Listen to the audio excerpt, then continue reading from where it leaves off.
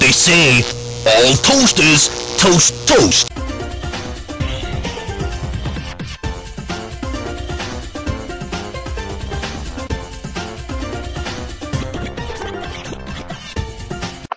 Everybody in their right mind has played a Mario game, from Dr. Mario on the NES to Super Mario 3D Land on the 3DS, to Super Mario Galaxy on the Wii, or even back to the original Mario Brothers with the parents and everything else. The point is, we've all played a Mario game, and we all have our favorites. This is a list of my favorites, my own. So if you have a problem with it, make your own top 10 list. Compete against mine. I really don't care. But without further ado, here's Darth Monkey 1000's top 10 Mario games.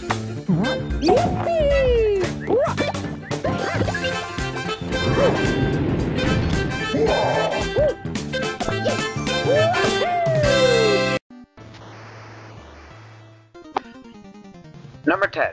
Super Mario Crossover. Now, I know what you're thinking. This isn't a real Mario game, blah blah blah. Well, you're partially right. It's not a Mario game in the sense that you only play as Mario. It's a Mario game in the sense that you can play in Mario Worlds. Now, I know the fanboys are gonna freak out because it wasn't a game made by Nintendo. Well, once again, this is my list. I can do whatever the fuck I want. So what makes the game good? Well, there's the whole thing where you can have guns and everything, and it makes the game generally easier. I'm not saying that the game in the first place was difficult, but it's no walk in the park. Basically, you're gonna get your ass kicked a lot in the original Mario game. And this helps deal with that. It makes it easier to actually play the game. It's one of my favorite Flash games on the internet, right behind Abobo's Big Adventure. That's number 1 on my top 10 internet list, but we'll get to that on another day. But for now, this is number 10 on my Mario list. Super Mario Brothers Crossover.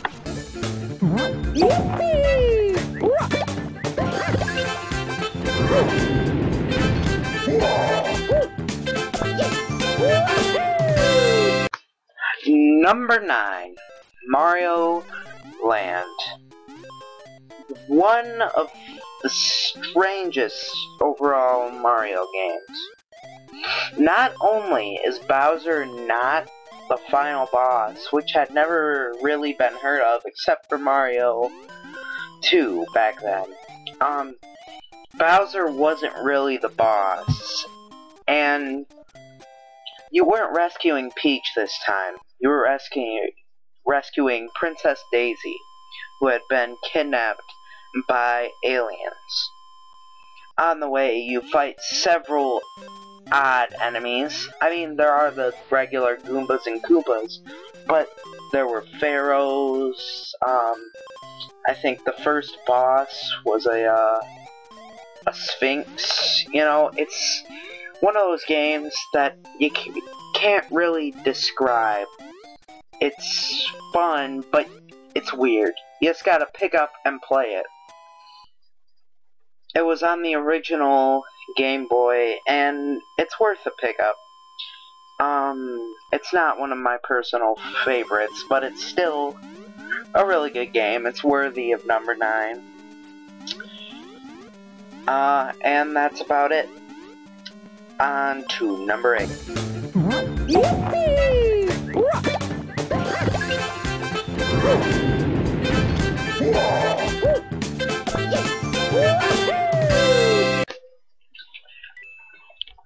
Number 8, Super Mario Kart. A classic in the series, yet not the best.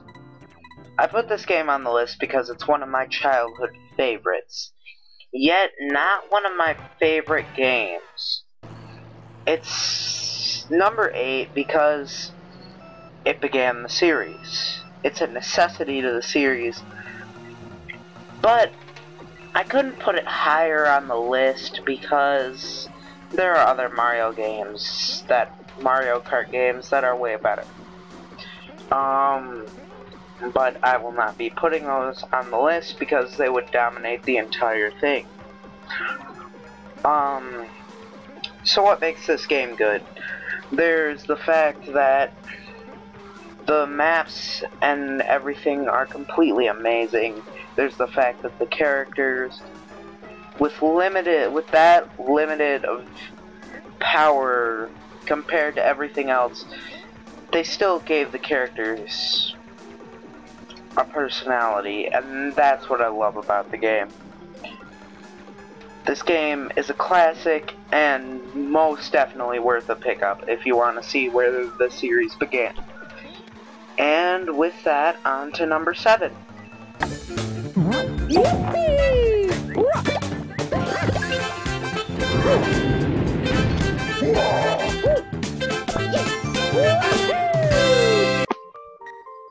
Number 7. Dr. Mario 64. Ah, a true classic for the Nintendo 64. One of my favorites on the system, ever since I was a little child.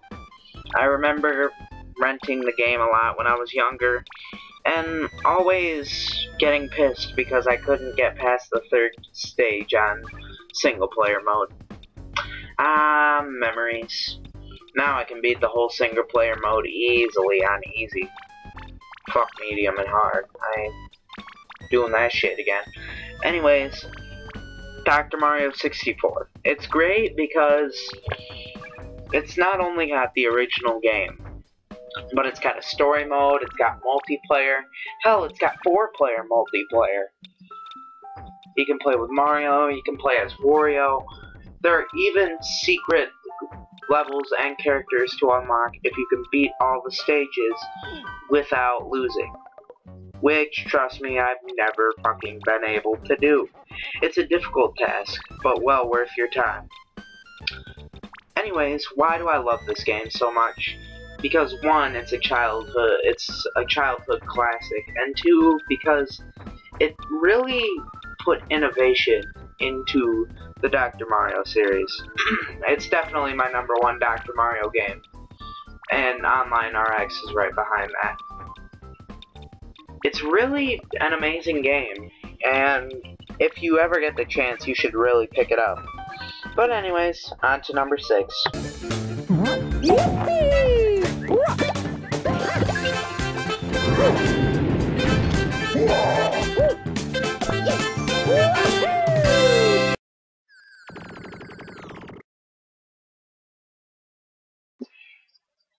Now we're getting down to the nitty-gritty. Number 6 is one of my favorite games, WarioWare DIY. Do it yourself. I chose this one because it not only has that WarioWare zaniness and craziness, but it also has that whole aspect where you can create your own games and be creative. It's basically like Mario Paint, but it's micro games mixed in with all the zaniness and craziness of the original Wario games. Plus, it comes with comics that update daily, so you have to keep coming back and turning the system on and reading these comics. The same thing with the games. They also have this sort of thing where you have to play these games day by day. They'll give you a new level every day. This personally took me about half of my summer to get all of the comics and all of the games. And it was a fun summer. Because I started it off by getting this, and it really just has a way of making you come back.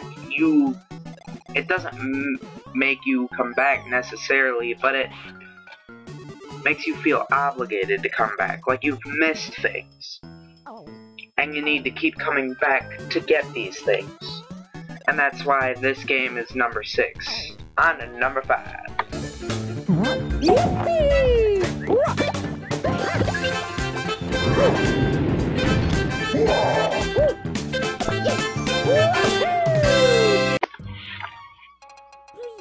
5. In my opinion, one of the best games on the GameCube comes in Luigi's Mansion. What? What are you staring at me like that for? It's a Mario game. Mario is in there at the end, duh. I mean, seriously, if you play through the game, you know that he's... What? No spoilers. Dude, the game's been out for a long damn time, and people haven't finished it. Really? Fine, whatever. Anyways, Mario is in the game. Most definitely.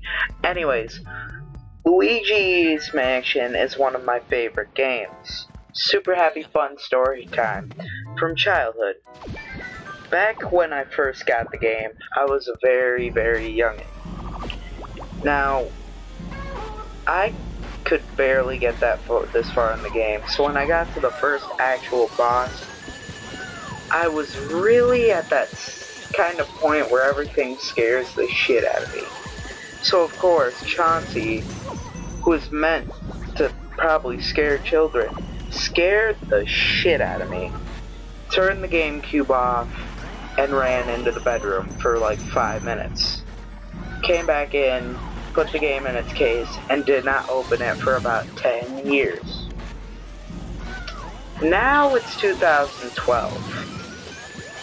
I'm less scared of a little baby, gigantic baby thing, and more scared of the impending quote-unquote apocalypse. But I digress. Luigi's Mansion is one of the best games on the GameCube. It's innovative, it's amazing, and it definitely introduced me to the system in a well enough way. I give this game number 5 because it is amazing. Now, on to number 4.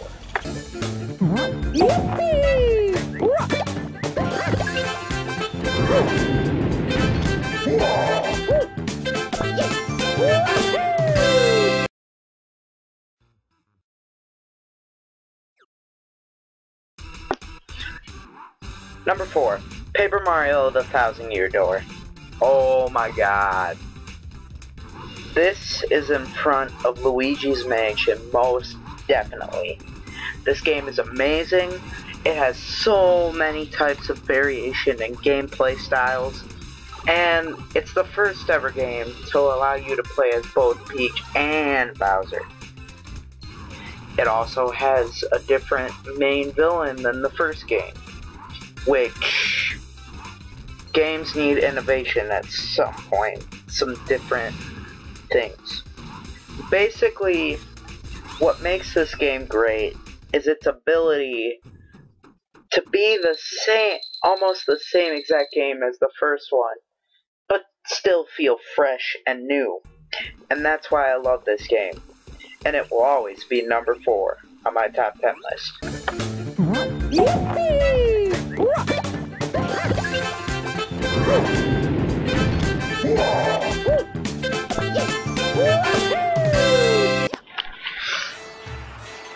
Number 3, Super Mario Galaxy 2. I didn't pick the first one because, let's be honest, the second one was more innovative. It had Yoshi, it has the Throwback Galaxy, it has Tall Trunk fucking Slide, and it has some of the most epic boss battle music in the Mario series. Now, when I found out that they were making a sequel to this game, I basically shit my pants right when hearing it. I mean, seriously, a sequel to Super Mario Galaxy? Fuck that, I'm buying it now. You know, unfortunately I had to wait until the summer, and I found out about it in the fucking winter. So of course I was pissed. I had to wait several months, but it was all worth it to finally be Yoshi and go to Tall Trunk and then find out that there was a throwback galaxy? Oh, it was amazing. So that's why this game is number 3. On to number 2.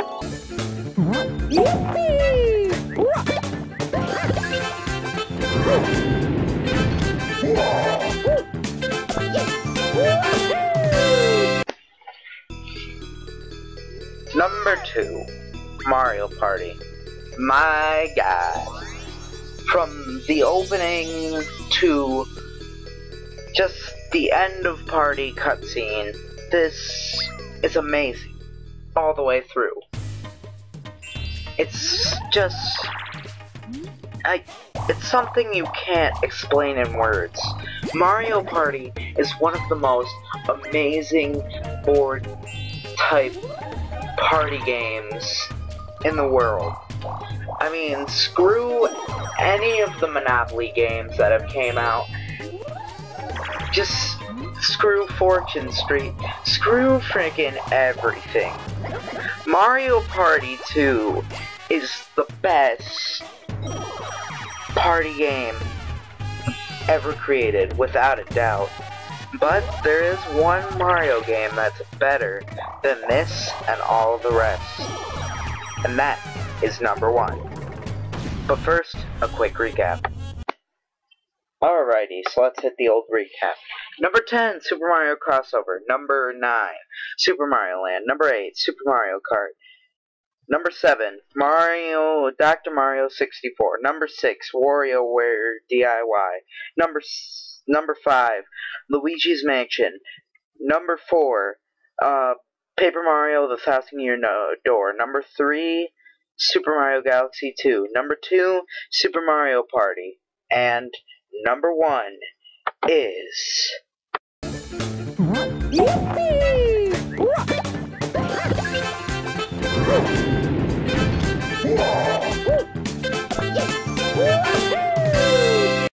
Haha, here's the problem. Too many toasters. You know what they say, all toasters toast toast.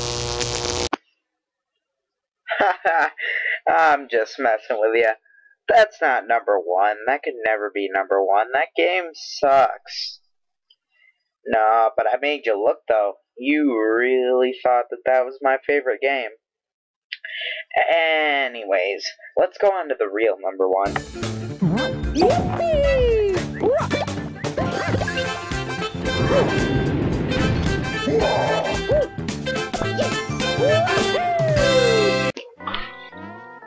Number 1, Yoshi's Island. If you didn't see this coming, you never owned a Super Nintendo or a Game Boy Advance. This is one of the must-have games on either of the system because it's amazing. It's one of the only 2 prequels in the Mario series, the other being the sequel to this game. What makes it amazing is the boss battles, the story, the music, every single thing. It's basically a prequel to Super Mario World, since it was made on the Super Nintendo along with Super Mario World. Basically, the whole thing is, you know, Dinosaur World and Super Mario World. That Dinosaur Island, basically. That little area that you start the game with, and it's the first level and it's really easy, you're only exploring a fraction of that place. This showcases all of it.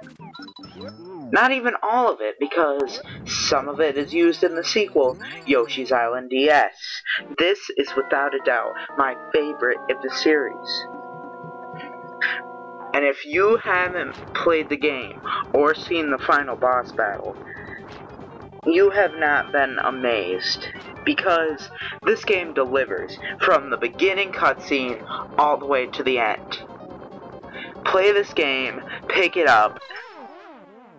You just need to go out, buy a Game Boy or a Super Nintendo or whatever, and play it. You'll see what I mean once you play the game. Just go. close the video, get on eBay, go to fucking GameStop or something. Just go. Get out. Go get the game. I've been Darth Monkey 1000, and this has been the Top 10 Mario games.